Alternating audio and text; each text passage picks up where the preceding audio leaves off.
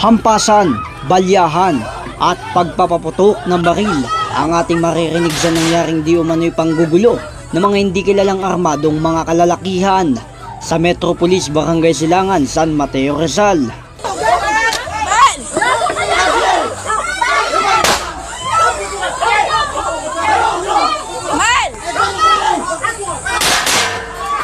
Kasi po, ang community po dito, wala na pong tiwala po sa SPA na yan, si Julie Ocaba.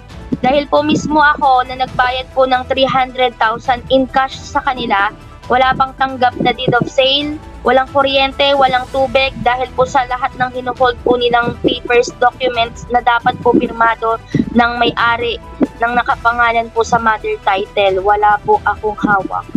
Kung nakamit man siguro ko, hindi ko nga siya kilala kasi sabi niya, Mads, nag-meet po kayo sa Jollibee. Ng Meral. Pero ng Meralco. Pero saglit lang, siguro walang 15 minutes. Di ba? Kaya nga sabi ko, bakit ako pinagbintangan niya? Nagtanong ako dito, natanggap ba ninyo 300,000? Sabi niya, hindi po natanggap, Mads. Ang nagtanggap, yung ahenteng teacher. Ibinigay din po sa dating may-ari na teacher. O, ngayon, bakit niya ako inaano? Pangalawa din, kung hingi sana siya mga dokumento, ba't hindi niya ako kayang kausapin?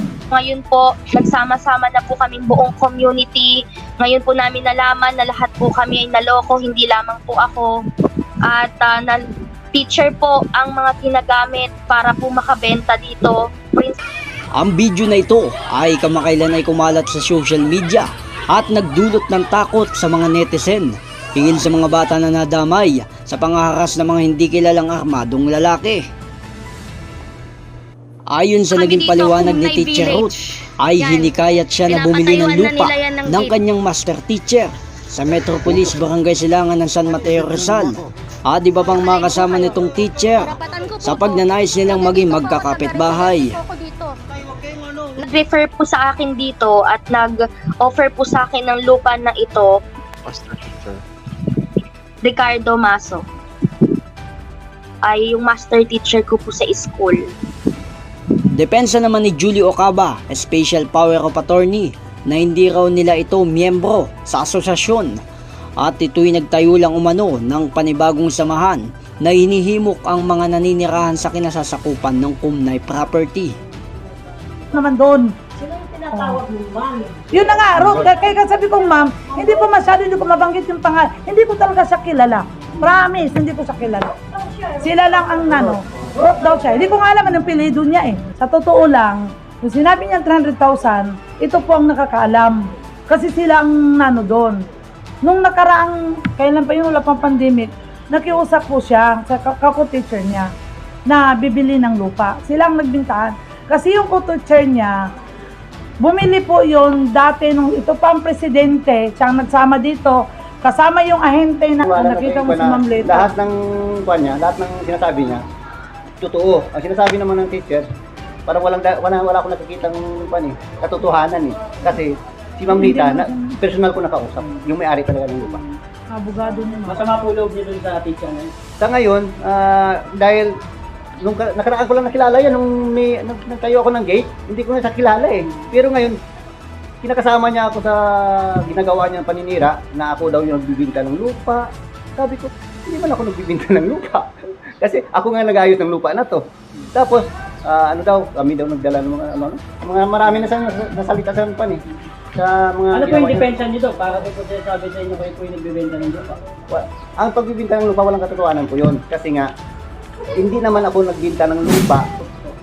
Ay, kay Ma'am Ruth naman, ang masasabi ko sa iyo, ma'am, nag-usap na tayo lahat. Ang sabi ko sa inyo, mag-antay-antay lang po kayo, ma'am, kasi di ba may dati na po yung problema, ma'am. Lahat naman po tayo niyan magkakaroon ng papel. Kami nga rin po, ma'am, is wala pa. Yun, tapos hindi, ang sabi niyo po, wala po kayong pakialam sa dati. Ang gusto niyo pong pakialaman yung ngayon. Hindi po pwede yun, ma'am, kasi dati po yung may problema. Lahat po ng pamimintang po nila sa amin is wala po yun. Wala pong katotohanan. Ano po yung nakikinatan yung dahilan? Bakit nagagawa niyo? Ay, kaya po siguro nagagawa po nilang ganun, sir, kasi yun nga po, nagtatagpo sila at di ba ako nga po tumatayo doon bilang presidente po at saka katiwala ko. Ayon naman sa sinasabi ni Teacher Ruth na hindi nakarehistro ang asosasyon na Kumnay. Yan po, Kumnay. Wala po yung asosasyon na yan sa Upaw, sa munisipyo. Chinek na po namin yan last year pa. Wala po kaming presidente. Ngayon lang po sila naglagay nung nagkaroon na po ng putukan sa Barilan. Sawa ko, ang sabi po nila is wala na pong asosasyon na kumnay. Yun po ang ano po nila. Matagal na po, kumpirmado na daw sa Upaw, pati sa barangay, pati sa munisipyo. Hindi po yung totoo, sir, kasi bago po nangyari yun, nasinsus po kami ng munisipyo. Hanap po ang kumnay association. Tapos, nung pumunta po ako sa Upaw, hindi po sila inano ng Upaw. Ang sabi po ng Upaw, kung ako magsasalita ng gagaling mismo sa bibig ko na sinabi ko na wala ng kumnay, maniwala ka. Pero pag ibang tao sa dami kong kaharap, huwag ka maniwala. Yun po ang sabi sa akin ng Upaw. Ay ako po, talaga yung sa totoo lang po, nasasaktan din ako dahil unang-una ay yung mga paratang nila sa amin wala pong yung katotohanan. Yun lang po. Tumindig naman si Julie Ocaba na mali raw ang nagiging paratang sa kanya at kumpleto daw sa dokumento ang lupa na kanilang ibinibenta sa mga tao na may permiso na may-ari ng lupa. Tapos, ito lang naman kasi ang ano namin, ito po, tapos, di sila nakatupad, nagmowa po kami ulit. Yan. Ito yung ano Tapos, natin andito sa tax. din po yung mga member po. Nakita ko dito, hindi talaga sa member dito. Ito po yung kuha namin na Oh, yan. sa may-ari. Kami ng dati ako at tayo ba. Po.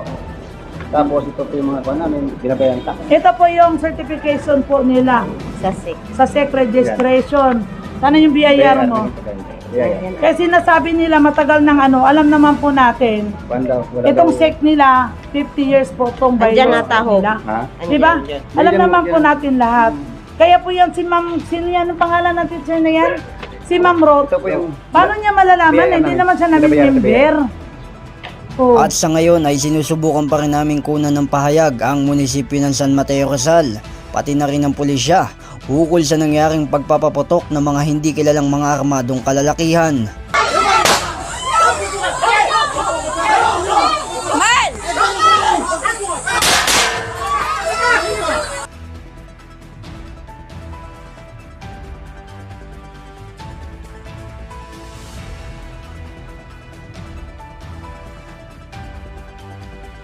J. Martin, JKRS News and Public Affairs.